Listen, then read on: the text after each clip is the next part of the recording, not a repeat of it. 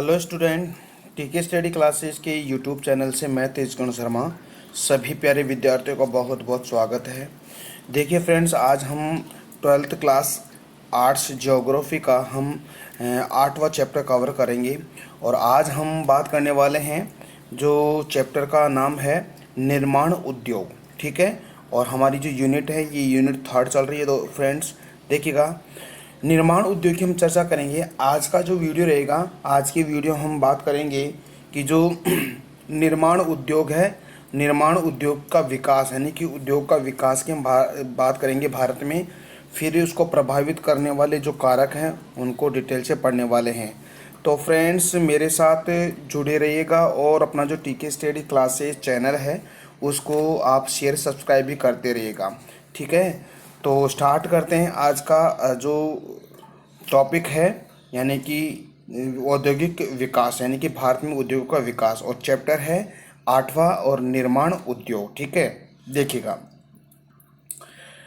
देखिएगा आज हम बात करेंगे भारत में औद्योगिक विकास। हम बात करने वाले हैं कि जो भारत में जो उद्योगों का जो विकास हुआ है उन उद्योगों के विकास की हम चर्चा करेंगे। ठीक है, देखिएगा भारत में कुटीर उद्योगों का विकास अति प्राचीन काल से ही हो गया था, जिसकी हमें जानकारी सिंधु घाटी सभ्यता से मिलती है। ठीक है, देखिएगा जो भारत में जो उद्योगों का जो विकास है उसकी अगर हम बात करें कि जो भारत में जो कुटीर उद्योग है यानी कि भारत में सबसे पहले जो उद्योगों का जो विकास हुआ है वो कुटीर उद्योग के रूप में हुआ है और अति प्राचीन काल से ही हो गया था, जिसकी हमारे पास जो सटीक जानकारी है वो हमें सिंधु घाटी सभ्यता से मिलती है। देखिएगा, सिंधु घाटी सभ्यता है उसको हड़प्पा सभ्यता भी हम कह सकते हैं, जो सिंधु नदी के किनारे पे बसी हुई है। तो इससे हमें पता चलता है कि भारत में कुटीर उद्योग का विकास अति प्राचीन काल से ही हो गया था। ठीक है, आगे बात करते हैं। देखो, भारत का पहला लौह इस्पात उद्योग की हम चर्चा करेंगे। सबसे पहले जो लौह इस्पात उद्योग की अगर हम चर्चा करें तो पहला लौह इस्पात उद्योग जिसकी स्थापना 1779 यानी कि 1779 ईस्वी में तमिलनाडु के अरकाट ज़िले में किया गया था, लेकिन यह उद्योग क्या हुआ, असफल हुआ। देखिएगा स्टूडेंट, जो भारत का जो पहला लोहा इस्पात उद्योग है उसकी स्थापना तो 1779 ईस्वी में जो अरकाट जिला है तमिलनाडु का, उस तमिलनाडु के अंदर पहले लोहा इस्पात उद्योग की स्थापना कर चुके थे, लेकिन यह जो उद्योग था ये उद्योग असफल हुआ।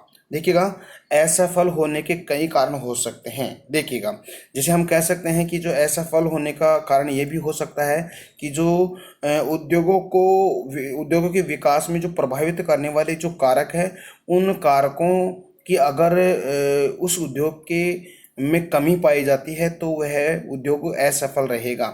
हम यूँ कह सकते हैं कि जैसे मान लेते हैं कि जैसे लोहा इस्पात उद्योग हमें अरकाट जिला तमिलनाडु के अंदर 1779 में स्थापित किया, तो हम कह सकते हैं कि उसको कच्चा माल पर्याप्त रूप से उसको मिला नहीं होगा, या हम यूँ कह सकते हैं ट्रांसपोर्ट की सुविधा नहीं होगी, साथ ही उनको बाज़ार की सुविधा भी नहीं हो सकती। कहने का मतलब है कि जो भी उद्योग है, उद्योग असफल होने का रीज़न यही है कि जैसे मान लेते हैं कि उनको जो कच्चा माल है, परिवहन की सुविधा है, बाज़ार की सुविधा नहीं मिल रही है।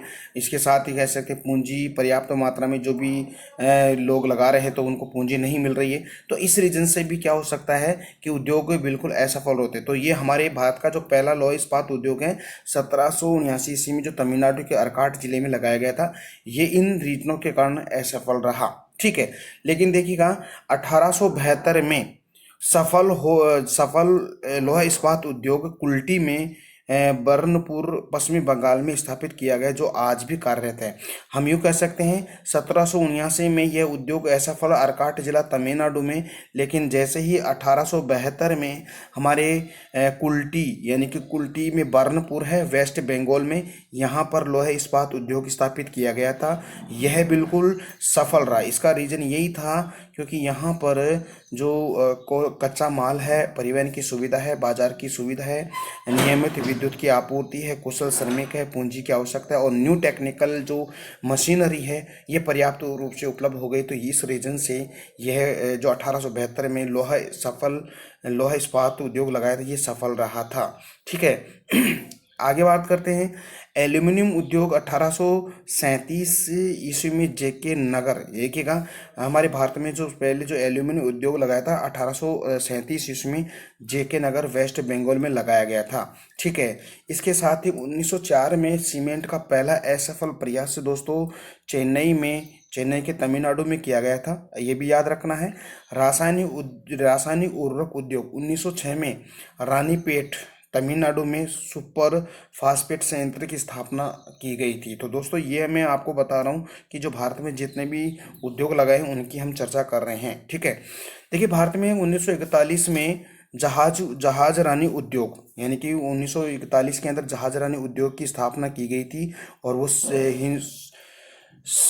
विशाखापट्टनम हिंदुस्तान से पियाड़े के नाम से इसकी स्थापना 1941 में की गई थी। ठीक है, आगे बात करें कि कागज़ उद्योग का प्रथम कारखाना पश्चिमी बंगाल के अंदर सिरायपुर में स्थापित किया गया था, लेकिन यह उद्योग असफल रहा। यानी कि कागज़ उद्योग सबसे पहले भारत में पश्चिमी बंगाल में जो सिरायपुर है वहाँ पे स्थापित किया गया था, लेकिन ये असफल रहा। इसके बाद 1879 में लखनऊ और 1881 में टीटागढ़ पश्चिमी बंगाल में स्थापित किया गया, जो सफल रहा था।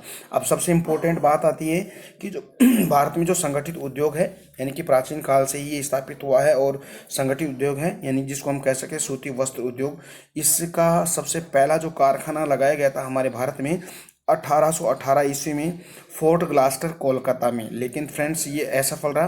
फिर इसके बाद में 1854 में डाबर द्वारा यानी डाबर जी के द्वारा मुंबई में ये प्रथम सफल सूती मिल की स्थापना की गई थी 1854 में, और ये असफल नहीं सफल रहा था। ठीक है, तो भारत में सूती वस्त्र उद्योग 1818 में पहला जो प्रयास फोर्ट ग्लास्टर कोलकाता में स्थापित किया गया था जो असफल रहा, लेकिन फिर 1854 में जो डाबर जी के द्वारा मुंबई में जो उद्योग लगाया था सूती वस्त्र ये सफल रहा, क्योंकि जलवायु सबसे फैक्टर था इसमें। ठीक है, तो वो जब हम सूती वस्त्र उद्योग पढ़ेंगे उसमें हम डिटेल से पढ़ाने वाले हैं।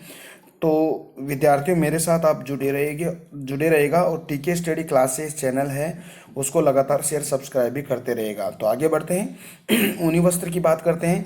ऊनी वस्त्र की प्रथम मिल की स्थापना 1876 में कानपुर में लाल इमली के नाम से प्रारंभ की गई थी। तो याद रखिएगा सूती वस्त्र पहली जो मिल है 1876 के अंदर कानपुर के अंदर लाल इमली के नाम से प्रारंभ की गई थी। ठीक है, इसके बाद देखिए स्वतंत्रता प्राप्ति के पश्चात आर्थिक एवं सामाजिक उद्योगों को पूरा करने के लिए सर्वप्रथम जो औद्योगिक नीति अपनाई गई थी। तो याद रखिएगा कि भारत में स्वतंत्रता के बाद जो हमारे उद्योग है उद्योगों के प्रति एक नीति अपनाई गई थी। पहली औद्योगिक नीति वो है 6 अप्रैल 1948 को अपनाएंगी। तो ये बहुत इंपॉर्टेंट बात है, पहली औद्योगिक नीति 6 अप्रैल 1948 में। ठीक है, 1950 में राष्ट्रीय योजना आयोग की स्थापना की गई थी। आपको पता है कि राष्ट्रीय योजना आयोग की स्थापना की गई, इसके द्वारा नियोजित पंचवर्षीय योजना के कारण देश का विकास संभव हुआ। ठीक है, आज वर्तमान में जो राष्ट्रीय योजना आयोग को समाप्त कर दिया गया है और इसकी जो 5 वर्ष की जो अवधि उसको बढ़ाकर 7 वर्ष कर दिया गया है और इसकी जगह नीति आयोग की स्थापना की गई है। 1 जनवरी 2015 को राष्ट्रीय योजना आयोग को चेंज करके नीति आयोग की स्थापना कर दी गई है। तो ये तो हमने बात की है जो भारत के अंदर जो औद्योगों का जो विकास है उसकी हमने चर्चा की है। अब हम बात करते हैं, सबसे इम्पोर्टेंट आता है बात कि जो उद्योग है उद्योगों को प्रभावित करने वाले जो इम्पोर्टेंट कारक है उन कारकों की हम चर्चा कर सकते हैं, या इसको हम यूँ भी कह सकते हैं कि जो उद्योगों की स्थिति की बात अपन करते हैं कि हर उद्योग के लिए जो प्रभावित करने वाले जो कारक है वो कौन कौन से हो सकते हैं। हम यूँ भी कह सकते हैं कच्चा माल हो सकता है, परिवहन की सुविधा हो सकती है, बाजार की सुविधा हो सकती है, आर्द्र नम जलवायु हो सकती है, नियमित विद्युत आपूर्ति हो सकती है, पर्याप्त कुशल श्रमिक होता है, पूंजी और आधुनिक तकनीकी। अगर आपको उद्योग लगाना है तो ये फैक्टर यानी कि ये कारकों से आपसे गुजरना पड़ेगा। अगर आपके पास ये बिल्कुल सुलभ मात्रा में है तो आपका जो उद्योग आप लगा रहे हो वो बिल्कुल वो सफल हो सकता है। अगर इनमें से एक भी अगर कड़ी टूट गई तो फ्रेंड्स आप समझिएगा आपका उद्योग असफल रहेगा। देखिएगा, हम ये कह सकते हैं, जैसे मान लेते हैं कि सूती वस्त्र उद्योग है। आपको पता है कि 1818 में जो फोर्ट ग्लास्टर कलकत्ता के अंदर जो पहला सूती वस्त्र जो मिल है वो लगाई गई थी, जिसमें आपको आर्द्र और नम जलवायु नहीं थी, इसलिए वहाँ का जो उद्योग है वो क्या असफल रहा। लेकिन 1854 के अंदर जो मुंबई के अंदर जो डाबर जी के द्वारा जो सूती वस्त्र उद्योग लगाया गया था वो, यानी कि क्योंकि आपको पता है दक्षिण भारत की जो जलवायु है वो बिल्कुल आर्द्र और नमी युक्त है, इसलिए वहाँ का जो कपड़ा बहुत ही सॉफ्ट और अच्छा किस्म का तैयार किया जाए, इसलिए वो उद्योग सफल हुआ था। तो कहने का मतलब यह है, सभी उद्योगों के लिए क्या है कि जो प्रभावित करने वाले कारक ये हैं, कौन कौन से, यानी कि अगर आप उद्योग लगा रहे हो तो इनसे आपको गुजरना पड़ेगा। कच्चा माल, परिवहन की सुविधा, बाजार की सुविधा, आर्द्र एवं नम जलवायु, नियमित विद्युत की आपूर्ति, पर्याप्त कुशल पूंजी और आधुनिक तकनीकी। ठीक है, तो हम एक एक के बारे में देख लेते हैं। सबसे पहले बात करते हैं कच्चा पदार्थ। ठीक है, हम कह सकते हैं कि रॉ मटेरियल। ठीक है, देखिएगा, जो अगर आप जैसे मान लेते हैं कि जैसे आप लोहा इस्पात उद्योग लगा रहे हो, ठीक है, तो ऐसे स्थान पे आप सूती वस्त्र उद्योग लोहा इस्पात उद्योग लगाएंगे जहां पर आपको सुलभ मात्रा में कच्चा माल यानी कि लोहा प्राप्त हो, इसके साथ ही कोयला आदि प्राप्त हो, तो वहां पर आपका जो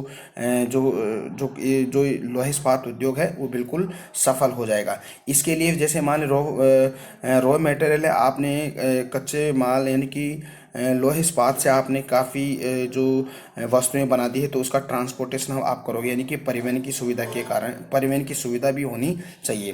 पास में बाजार की सुविधा होनी चाहिए, यानी कि आप उसका ट्रेड करना चाहते हो, व्यापार करना चाहते हो, उपभोक्ता तक पहुंचाना चाहते हो, तो बाजार भी आवश्यक है। आर्द्र और नम जलवायु यानी कि सूती वस्त्र उद्योग में आता है ये। नियमित विद्युत की आपूर्ति यानी कि आपको शक्ति यानी कि विद्युत होना अति आवश्यक है, क्योंकि आप अपनी जो मशीनरी है उसको गतिशील करने के लिए विद्युत की आवश्यकता होती है। ठीक है, पर्याप्त कुशल श्रमिक, देखिएगा श्रमिक होना जरूरी है, यानी कि जैसे हम कह सकते हैं श्रमिक जैसे अर्ध कुशल, कुशल और कुशल श्रमिक होते हैं, ये होने जरूरी है। यानी कि जो वर्कर होते हैं वो कुशल श्रमिक होने चाहिए।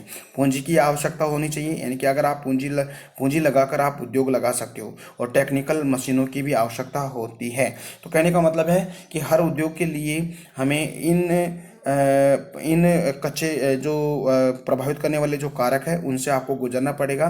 कच्चे पदार्थ है, परिवहन की सुविधा है, बाजार की सुविधा है, आर्द्र एवं नम जलवायु है, नियमित विद्युत आपूर्ति है, पर्याप्त कुशल श्रमिक है, पूंजी और आधुनिक तकनीकी है। ठीक है, तो विद्यार्थियों, आज हमने इस वीडियो में सिर्फ भारत में जो उद्योगों के विकास की बात की है, और उद्योगों को प्रभावित करने वाले कारक, या हम यूं कह सकते हैं उद्योगों की अवस्थिति के बारे में हमने बात की है।